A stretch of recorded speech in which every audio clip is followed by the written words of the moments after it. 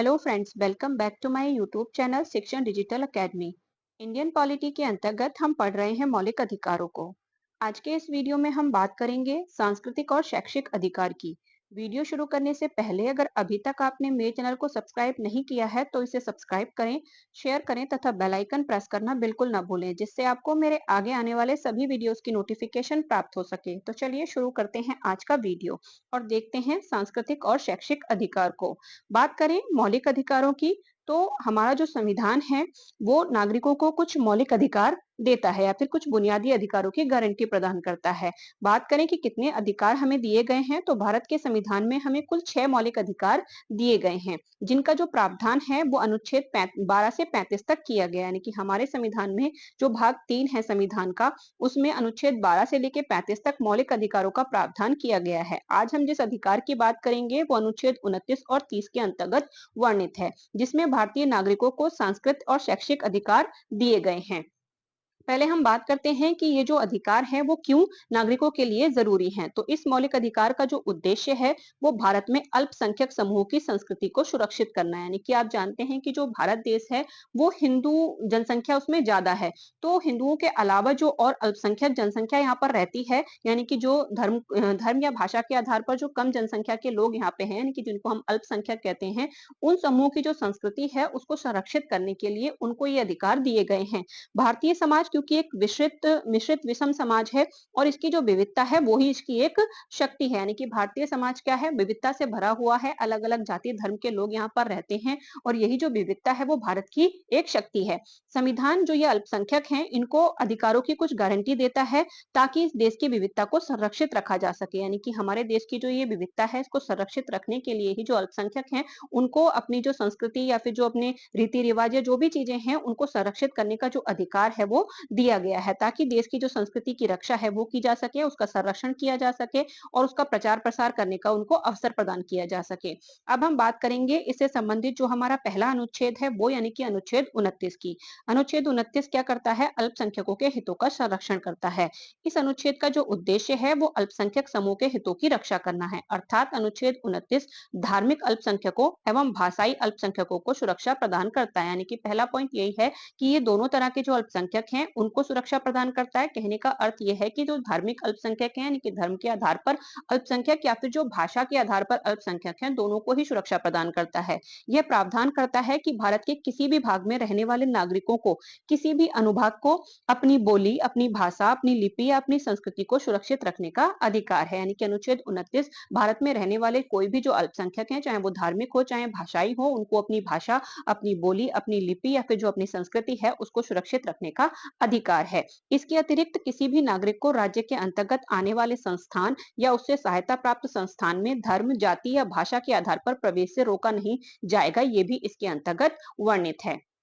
इसके अलावा बात करें तो जो उच्चतम न्यायालय है उसने यह भी व्यवस्था की है कि इस अनुच्छेद की जो व्यवस्था है वो केवल अल्पसंख्यकों तक ही सीमित नहीं है। जैसा कि सामान्यतः यह माना जाता है कि ये जो अधिकार है वो सिर्फ अल्पसंख्यकों से सीमित है, तो ऐसा नहीं है, क्योंकि यहाँ पर जो नागरिक है यानी कि नागरिक के जो अनुभाग शब्द का इस्तेमाल किया गया है उसका अर्थ प्रत्येक नागरिक से है, चाहे वो अल्पसंख्यक हो चाहे फिर बहुसंख्यक हो। यानी कि अल्पसंख्यक और बहुसंख्यक दोनों को ही अपनी भाषा, बोली, अपनी संस्कृति आदि का जो संरक्षण का अधिकार है वो दिया गया है। अब हम बात करते हैं कि ये जो अनुच्छेद है इसको कई मतलब जो इसके कई उपभाग हैं, तो जो अनुच्छेद 29 का एक है वो क्या कहता है, तो ये भारत में निवास करने वाले नागरिकों को किसी भी वर्ग को उसकी विशिष्ट संस्कृति, भाषा या लिपि, अपनी संस्कृति, भाषा और लिपि के संरक्षण का अधिकार प्रदान करता है। यानी कि अनुच्छेद 29 का एक कहता है कि भारत में रहने वाला कोई भी नागरिक, चाहे वो किसी भी वर्ग का हो, उसकी अगर विशिष्ट संस्कृति है, विशिष्ट भाषा है या विशिष्ट लिपि है, तो वो अपनी संस्कृति, भाषा और लिपि के संरक्षण का अधिकार उसको दिया गया है। आगे बात करें अनुच्छेद 29(2) की, तो अनुच्छेद 29(2) कहता है कि राज्य अपने द्वारा चलाए जाने वाले या अपने द्वारा सहायता प्राप्त करने वाले शिक्षण संस्थानों में किसी भी व्यक्ति को केवल मूल वंश, धर्म, जाति, भाषा या इनमें से किसी आधार पर प्रवेश देने से इनकार नहीं करेगा। यानी कि 29(2) में ये प्रावधान भी किया गया है कि राज्य कोई ऐसे शिक्षण संस्थान चलाता है, चाहे वो राज्य की पूरी सहायता प्राप्त हो, यानी कि पूरा का पूरा गवर्नमेंट ही उसका खर्चा कर रही हो या फिर गवर्नमेंट उसमें कुछ सहायता दे रही हो, दोनों तरह के जो शिक्षण संस्थान हैं उन सभी शिक्षण संस्थानों में किसी भी व्यक्ति को उसके मूल वंश, धर्म, जाति, भाषा या किसी भी आधार पर प्रवेश देने से इनकार नहीं किया जाएगा। अब हम बात करते करते हैं अनुच्छेद 30 की।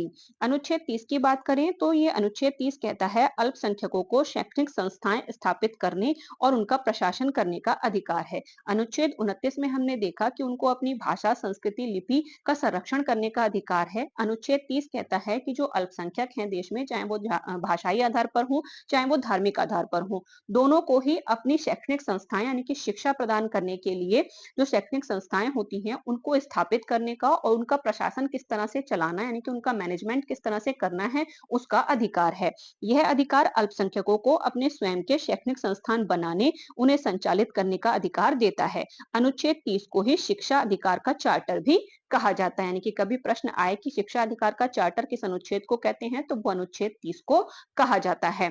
आगे बात करते हैं इसके जो उपभाग हैं उसकी, यानी कि अनुच्छेद 30 के 1 की। तो सभी धार्मिक और भाषाई जो अल्पसंख्यक हैं उनको अपनी पसंद की शैक्षणिक संस्थाएं स्थापित करने और उनका प्रशासन करने का अधिकार है, ये अनुच्छेद 30 का 1 कहता है। उसके बाद है अनुच्छेद 30 का 2। ये कहता है कि राज्य शैक्षणिक संस्थाओं को सहायता प्रदान करते समय किसी शैक्षणिक संस्था के विरुद्ध इस आधार पर भेदभाव नहीं करेगा कि वह किसी अल्पसंख्यक के प्रबंधन के अधीन है, चाहे वह धर्म या भाषा पर आधारित हो। मतलब पहला तो ये कहता है कि वो अपने पसंद की जो शैक्षणिक संस्थाएं हैं उनकी स्थापना कर सकते हैं, उनका प्रशासन चला सकते हैं। दूसरा ये कहता है कि राज्य अगर कोई आर्थिक सहायता प्रदान कर रहा है तो वो इन संस्थाओं के साथ सिर्फ इस आधार पर भेदभाव नहीं करेगा कि ये किसी अल्पसंख्यक प्रबंधन के अधीन चलती हैं, यानी कि वो इनको भी उतना ही अनुदान देगा जितना बाकी लोगों को देता है, यानी कि भेदभाव इनके साथ नहीं किया जाएगा। आगे बात करते हैं तो भारतीय संविधान अल्पसंख्यकों, चाहे वो धार्मिक हो या फिर भाषाई हो, निम्नलिखित अधिकार प्रदान करता है। सभी अल्पसंख्यक वर्गों को अपनी रुचि के शिक्षण संस्थानों की स्थापना और उनके प्रशासन करने का अधिकार होगा। राज्य द्वारा अल्पसंख्यक वर्ग की जो शिक्षा संस्था है किसी भी संपत्ति के अधिग्रहण के लिए निर्धारित क्षतिपूर्ति राशि उनके लिए प्रत्याभूत अधिकार प्रतिबंधित या निरस्त नहीं होंगे। यानी कि अगर सरकार कभी मतलब अनिवार्य अधिग्रहण करती भी है किसी संस्था का तो उनके जो अधिकार हैं उनको प्रतिबंधित नहीं किया जाएगा या उनको निरस्त नहीं किया जाएगा। इसके अलावा यह उपबंध 1978 के 44वें संविधान संशोधन के द्वारा जोड़ा गया था, यानी कि ये जो प्रावधान है वो 44वें संविधान संशोधन के माध्यम से किया गया था। ये जो अर्जन वाला है, क्योंकि आप जानते हैं कि 44वां संविधान संशोधन था जिससे जो हमारा संपत्ति का अधिकार है उसको समाप्त किया गया था, तो उसी में भूमि अधिग्रहण करने के जो कानून हैं वो आते हैं, तो ये प्रावधान उसी से इसमें जोड़ा गया था।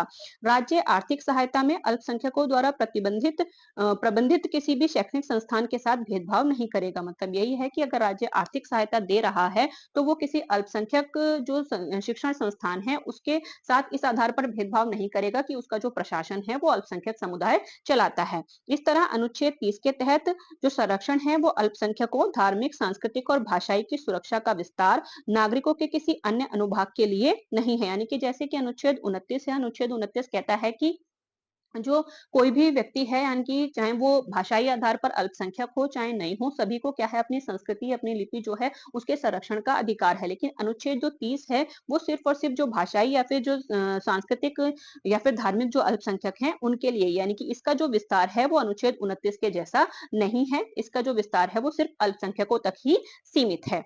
आगे हम बात करते हैं अनुच्छेद 31 की।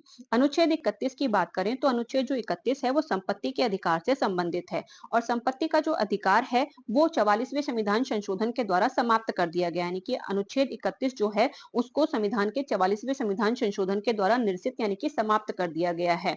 संविधान का जो भाग 3 है उसमें उल्लिखित पहले 7 मौलिक अधिकार थे जिसमें एक संपत्ति का भी अधिकार था, लेकिन अब वो अधिकार हमारा मौलिक अधिकार नहीं रह गया है। हालांकि संविधान लागू होने के समय से ही जो संपत्ति का मौलिक अधिकार था वो सबसे ज्यादा विवादास्पद रहा था। उसके बाद 44वें संविधान संशोधन से इसे समाप्त ही कर दिया गया। अब जो आर्टिकल 31 है, यानी कि अनुच्छेद 31 के अंतर्गत जो अनुच्छेद आते हैं तो उसमें एक अनुच्छेद 31 है, फिर 31 ए है, 31 बी है, 31 सी है।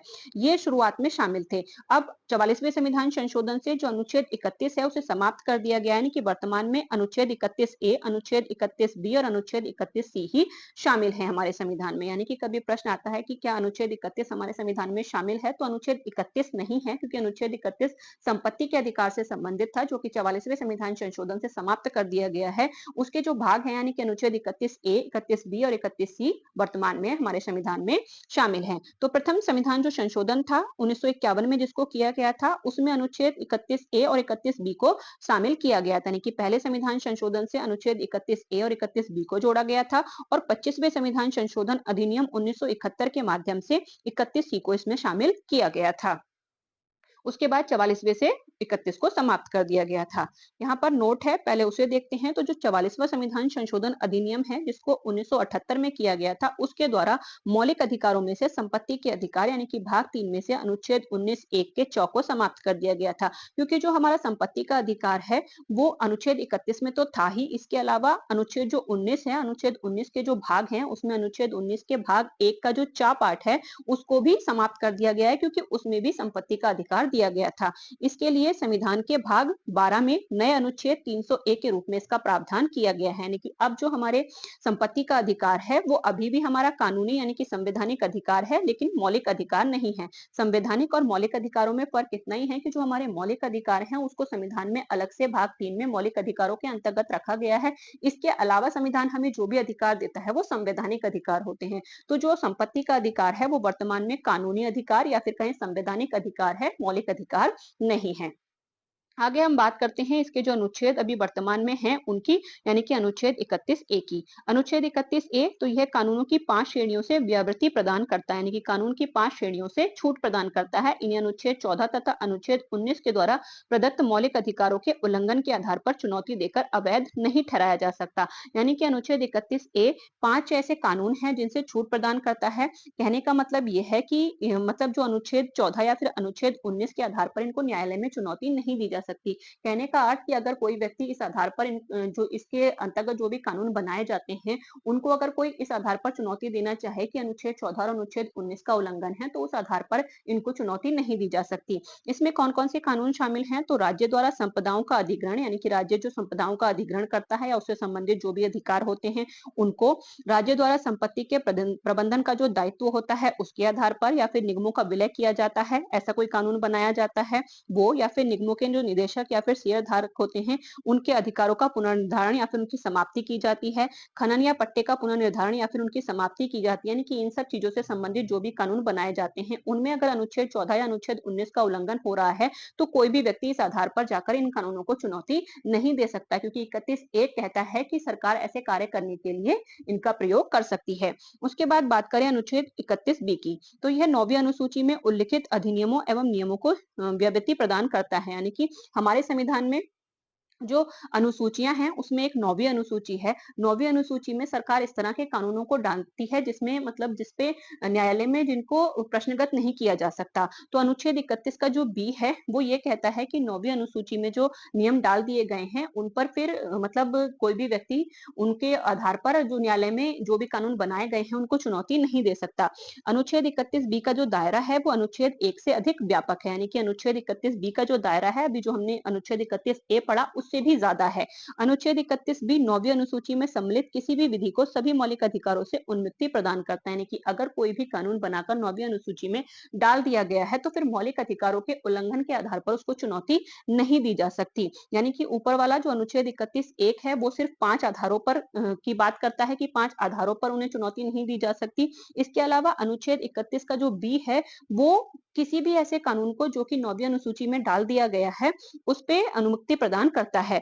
विधि अनुच्छेद 31A में उल्लिखित 5 श्रेणियों में से किसी के भी अंतर्गत हो या नहीं हो, यानी कि ऊपर में से किसी के अंतर्गत हो या नहीं हो, अगर वो 9वीं अनुसूची में है तो फिर उसको अनुच्छेद 14 और अनुच्छेद 19 के आधार पर चुनौती नहीं दी जा सकती। लेकिन यहाँ पर एक नोट करने वाली बात है कि 2007 से पहले ऐसी व्यवस्था थी, लेकिन 2007 में सर्वोच्च न्यायालय ने अपने एक निर्णय में कहा कि 9वीं अनुसूची में सम्मिलित विधियों को न्यायिक समीक्षा से उन्मुक्ति प्राप्त नहीं हो सकती, यानी कि सरकार डाल सकती है 9वीं अनुसूची में, लेकिन अगर कोर्ट को लगता है कि उन पे विचार करने की आवश्यकता है, यानी कि उनका न्यायिक पुनरावलोकन करना जरूरी है, तो उससे उनको उन्मुक्ति प्राप्त नहीं हो सकती, यानी कि न्यायालय चाहे तो उनका न्यायिक पुनरावलोकन कर सकता है।